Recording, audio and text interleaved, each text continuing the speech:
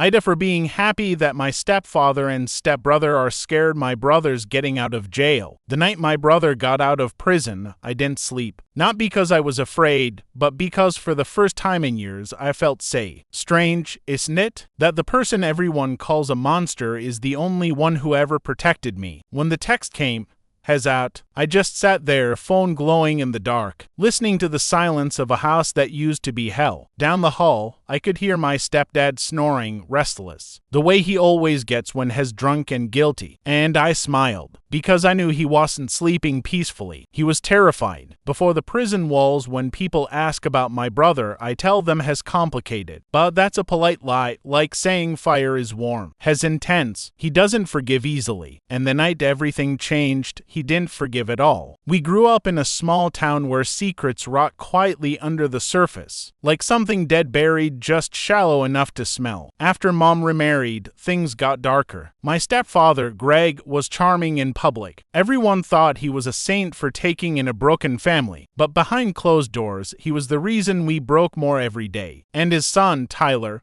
my stepbrother, was just like him, smiling in daylight, cruel in shadows. The night everything burned, it started the way these things always do, with denial. Mom pretending not to hear, me pretending I was fine. But my brother, Isaac, saw through everything. He came home from college one weekend, found me crying on the kitchen floor, and I told him the truth. Everything. What Greg did. What Tyler whispered. How Mom looked away. I didn't even finish before Isaac was already gone, out the door, into the rain. That night, there was yelling, breaking glass, a scream that still lives somewhere in the walls of that house. When the police came, they said Greg was lucky to be alive. Tyler wasn't seriously hurt, just shaken up. Isaac didn't resist arrest. He just looked at me, soaked in blood and rain, and said, "It's over now, kid. You're safe." He went to prison for 8 years. I was 16. 8 years of silence. No one talked about Isaac after that. Mom said he was gone. Greg told everyone he was violent, dangerous, unstable. Tyler called him a freak. And I let them, because silence was safer. But inside, I counted every day. Every letter he sent from prison,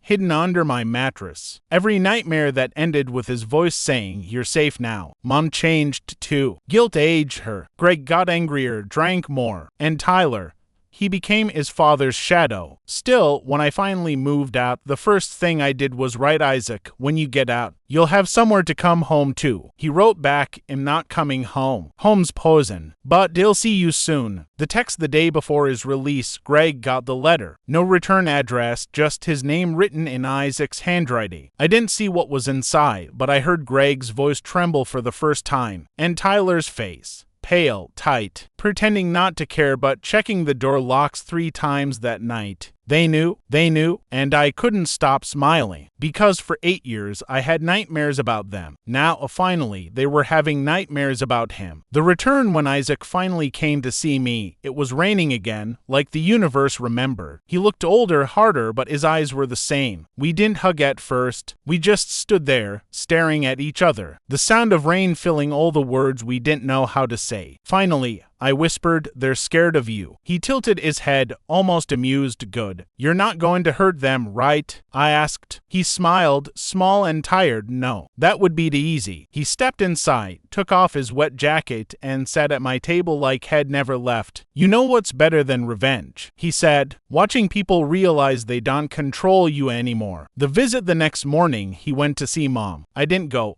I couldn't. But when she called me later, her voice was shaking. Has different, she said. He didn't yell. He didn't even look angry. He just said he forgave me. And that scared me more than anything. That's the thing about real strength. It's quiet. And Isaac had learned to weaponize silence. Later, Greg tried to act tough, saying Isaac was a coward hiding behind pity. But I saw him jump every time the phone rang. I saw the locks he added to every door. I saw the cameras he installed outside. Tyler moved out a week later. Didn't say where he was going. And I just watched the fear grow, spread, consume them the way they once consumed me. And I realized something I hadn't admitted out loud before. I was happy. Not happy he scared them. Happy that justice, for once, didn't need a courtroom. It just needed time. The final letter a month later, Isaac sent me a letter. Inside, just one line. they finally know what it's like to live looking over their shoulder. And under it, a folded photo of us as kids sitting by the lake before the world went dark. On the back had written, "You don't owe anyone your peace, sis. You earned it." I burned the letter after reading it. Not out of guilt, out of closure. Because for the first time in my life, I didn't feel like someone's victim or someone's secret. I just felt free. TLDR. My brother went to prison for attacking my abusive stepfather and stepbrother after what they did to me. Now that he's out, they're terrified, and I can't help but feel happy. Not because I want revenge, but because they finally know what fear feels like. Part 2. What fear leaves behind. The town pretended not to remember what Isaac did, but it remembered him. Every whisper in the grocery line, every sideways glance when he walked past the diner, every old man shaking his head and muttering, "That boy's trouble." And maybe he was. But now, trouble wasn't what Isaac brought. It was what he uncovered. The game begins. It started quietly. Little things that seemed like coincidence. Greg's construction business, the one he'd bragged about for years, suddenly lost to major contracts. Permits delayed. Inspections flagged. Anonymous complaints piling up. He thought it was bad luck, until someone slipped a single sheet of paper under his office door. Everything you built was on other people's pain. He didn't tell Mom. He didn't tell Tyler. But I knew, because that was Isaac's handwriting. The visit one Sunday afternoon, Isaac came to my place again. He looked calm to calm, the kind of calm that feels like the silence before a storm. He brought takeout, sat down like he was any other brother catching up. Then he said, without looking up, as losing everything, "You'd think I'd be satisfied by now." I didn't answer. He finally looked at me, but I'm not. He leaned back, watching the rain through the window. "You know what I realized in prison? The system doesn't care about justice, only control. So I learned how to play by its rules, legally, patiently." Then he smiled faintly. "Now it's my turn to control." I wanted to be scared of that, but instead I felt relief, because I knew Isaac wasn't the monster they made him out to be. He wasn't destroying Greg's life out of rage. He was dismantling a lie. The spiral. By the end of the month, the cracks were showing. Greg's company got audited. Tyler lost his job after someone sent our screenshots of his old messages. The kind you think you deleted years ago. Had written things about me. About what really happened. He called me.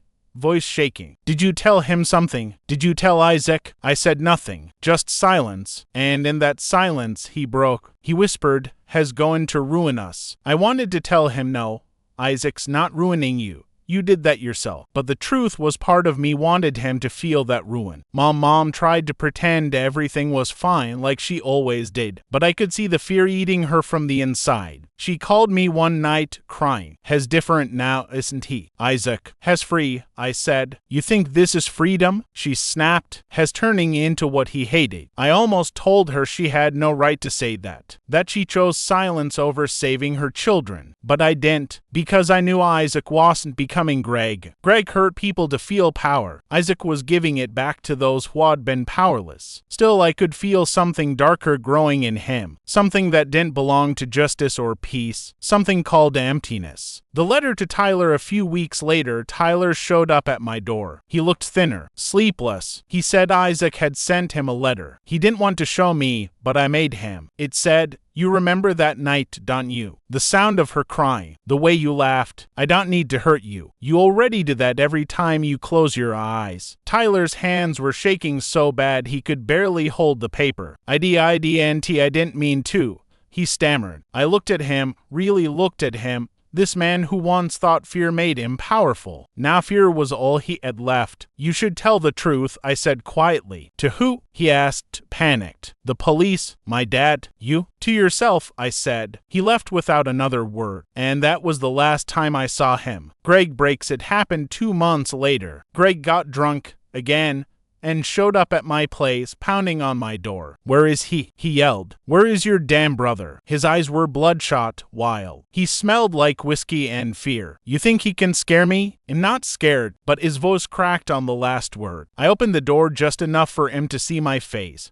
calm, steady, and moved. Then why are you shaking, Greg? He froze, just stood there breathing hard, staring at me like I was a ghost. Then he turned and walked away. No shouting, no slamming doors, just quiet retreat. It was the first time I'd ever seen him back down. The confession a week later, Mom called again. Her voice was hollow. Greg's gone, she said. Packed up and left. No note, no calls, just gone. I asked if she was okay. She didn't answer. Then she whispered, almost to herself, I think Isaac got what he wanted. But I wasn't so sure. That night, I found Isaac sitting on the hood of his car by the old bridge. He didn't look triumphant. He looked tired, like someone who had finally reached the end of a long road and didn't know what to do next. It's over, I said. He nodded slowly. Yeah, it is. Then, after a long silence, you ever wonder if revenge really ends things, or just keeps them alive? I didn't know how to answer that, because deep down, I knew we'd both been living on revenge for so long. We didn't know what life without it meant. The final scene, months passed. The town stopped whispering. Greg never came back. Tyler never called. Mom moved to her sister's house in another state. It was just me and Isaac again. Sometimes he'd stop by, drop off groceries, help fix the porch. Sometimes we didn't talk at all. One evening, we sat outside watching the sunset, the same bridge behind us, the air full of cicadas. You think we're the bad guys? I asked quietly. He took a long breath. Maybe, he said, but bad people made us first. He looked out at the fading light, and his voice softened. I didn't want him dead, you know. I just wanted him scared enough to understand. And does he? I asked. Yeah, he said. He does. Every night. He stood, brushing dirt off his jeans. But I'm done now. You can't heal if you keep looking back. I nodded, though part of me didn't believe him. Because you don't just walk away from a past like ours. You carry it, quietly, carefully, like a scar no one else sees. Epilogue. The phone call a year later, I got a call from a number I didn't recognize. When I answered, no one spoke, just breathing. Then a voice I hadn't heard in years, trembling, defeated. It's Tyler. He paused. He found me. Click. The line went dead. I stood there for a long time, phone pressed to my ear, not sure whether to be afraid or relieved. Because somewhere deep inside, I knew Isaac had promised he was done. But some promises aren't made to be kept. Tilda Part 2. After getting out of prison, Isaac doesn't attack his abusers. He destroys them slowly, through fear, exposure, and guilt. His stepfather loses everything, his stepbrother collapses under shame, and his mother is forced to face the silence she created. But revenge doesn't bring peace. It just changes the kind of ghost that follows them all. Part 3.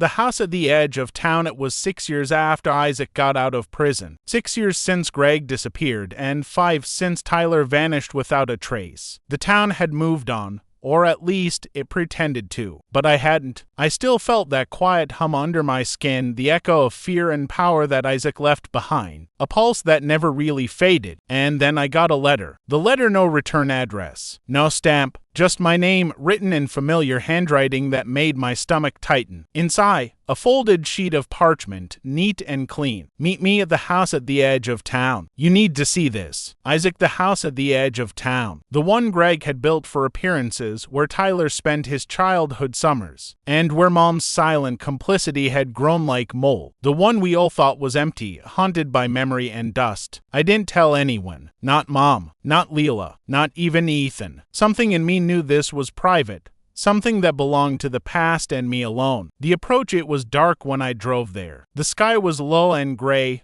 rain threatening, streets slick with leftover drizzle. The house loomed at the end of a long, cracked driveway, trees leaning over it like shadows guarding secrets. I parked and stepped out. The air was thick, the smell of wet leaves and old wood, that strange, familiar scent of fear. The front door was unlocked. Inside, the house was still intact, dusty, silent, a museum of our worst memories. But on the kitchen table, there was something new, a stack of photographs, each carefully labeled with dates and names. The photographs. The first photo made my stomach twist. Tyler, older, thinner, sitting on a park bench in another state, head in his hands. Next, Greg, alone in a rundown motel room, a bottle of whiskey at his side, staring at a wall covered in newspaper clippings about his failed business. Then, me. A photo from 6 months ago, taken outside my own front door. Isaac had been watching me. I swallowed, my hands shaking. The next photo made me catch my breath.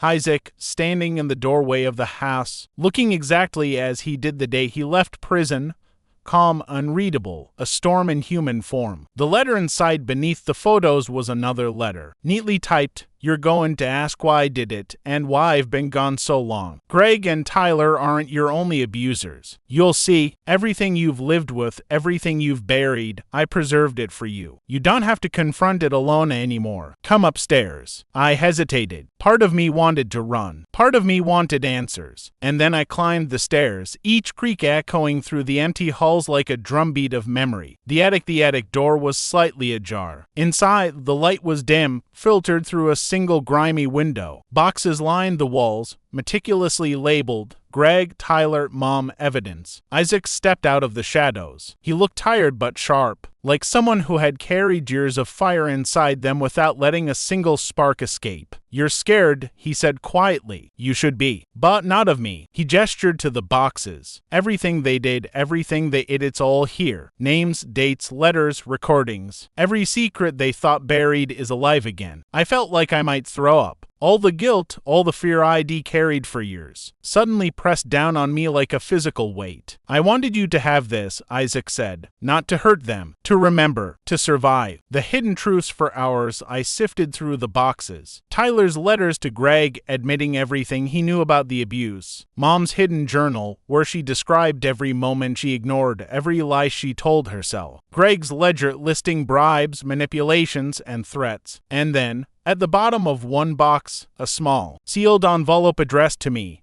"If you're reading this, it means you've finally returned. I didn't kill them, but I made sure they could never hurt anyone like they hurt us again. I left them with fear, the only thing they've ever understood. Use this knowledge wisely. Love, Isaac." I opened it. Inside, photos, documents, and confessions that revealed the full extent of Greg's and Tyler's cruelty, hidden embezzlement, threats to neighbors, crimes no one ever suspected. The realization for the first time I understood Isaac's revenge wasn't about blood, it was about truth. He had dismantled their power, shattered their illusions, and handed me the pieces. And he trusted me not to use them recklessly. "They can't touch us anymore," Isaac said, "but you have to live with what you know." And I realized that freedom comes with a price. Sometimes, survival isn't about forgiveness or forgetting. It's about carrying the knowledge of what's right and wrong and deciding how to live in a world tainted by both. The exit, we left the house together. No words. The rain had stopped. The town lay quiet under a bruised orange sky. "You okay?" I asked him. "Yeah," he said. "For the first time in 8 years, I think we are." I nodded, and for the first time, I felt the full weight of my brother's promise that even when the world was cruel, justice could exist quietly, patiently,